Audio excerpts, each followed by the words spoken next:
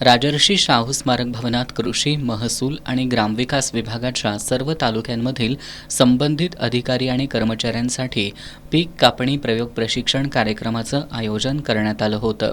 या कार्यक्रमाला जिल्हाधिकारी अमोल येडगे, विभागीय कृषी सहसंचालक बसवराज मास्तोळी उपस्थित होते। यावेळी बोलताना जिल्हाधिकारी येडगे यांनी खरीप हंगाम 2025-26 अंतर्गत पिकांच्या उत्पन्नाचा अंदाज घेण्यासाठी पीक कापणी प्रयोग राबवले जात असल्याचं सांगितलं।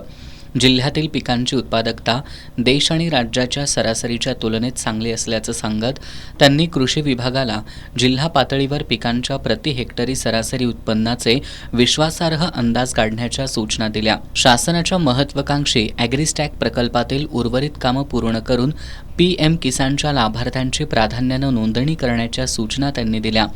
एक दिवस बळीराजासाठी या उपक्रमात चांगलं काम केल्याबद्दल जिल्हाधिकाऱ्यांनी कृषी विभागाचं अभिनंदन केलं।